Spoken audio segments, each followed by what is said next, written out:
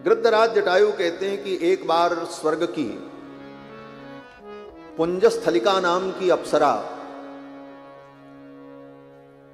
पुंजस्थलिका नाम की अप्सरा गृद्धनी का रूप धारण करके आकाश में विचरण कर रही थी।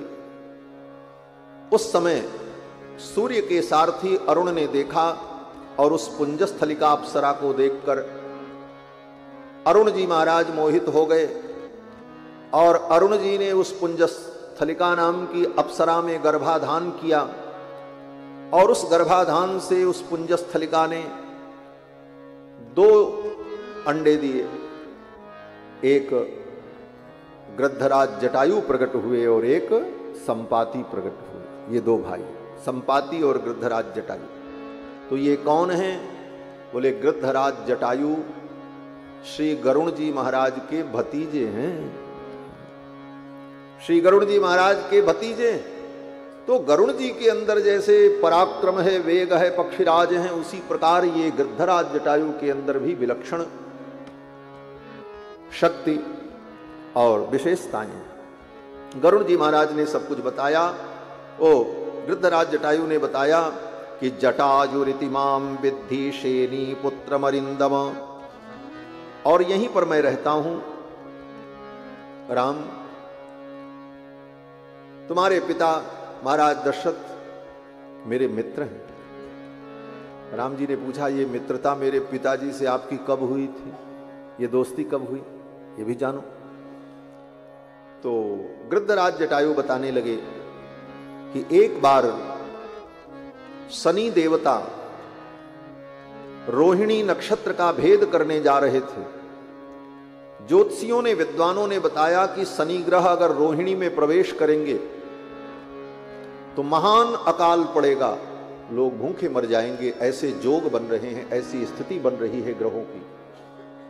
तो महाराज दशरथ ने कहा, अगर ऐसी बात है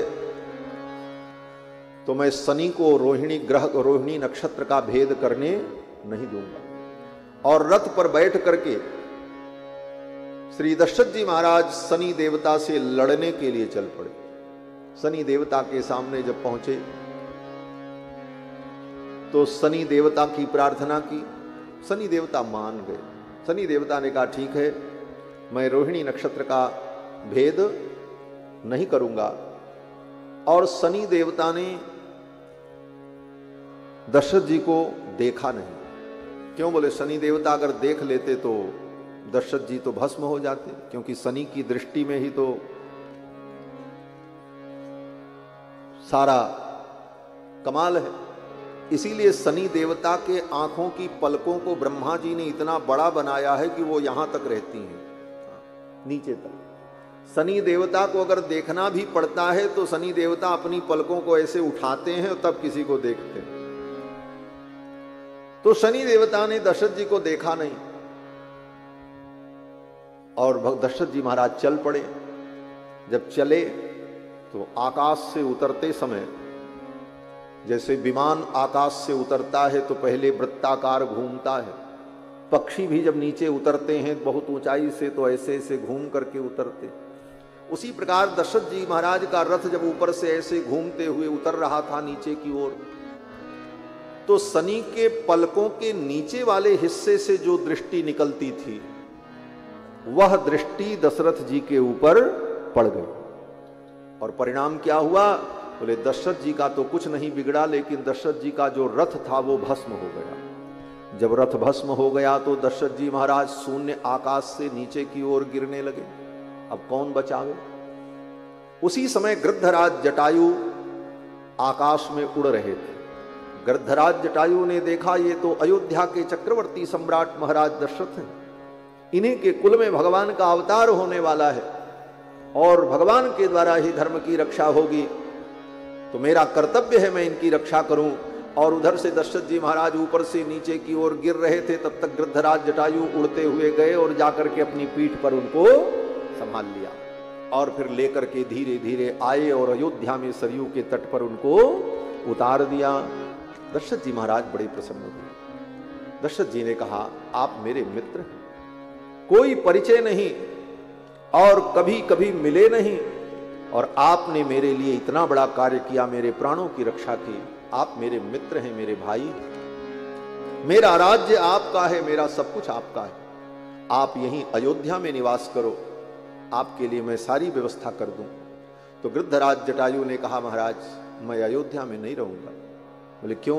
बोले अयोध्या आपकी पावन नगरी है और मैं तो गृद्ध हूं। गृद्ध पक्षी जो होता है वो अमंगल सूचक होता है। गृद्ध किसी के घर पर बैठ जाए तो घर की शांति करनी पड़ती है, गृद्ध शांति करनी पड़ती है। गृद्ध आकर के शिखर पर बैठ जाए तो शिखर का संप्रोक्षण करना पड़ता है मंदिर का। गृद्धराज जटायु ने कहा, हम अमंगल पक्षी हैं और हम यहां नगर में रहेंगे तो लोगों को अनुचित लगेगा।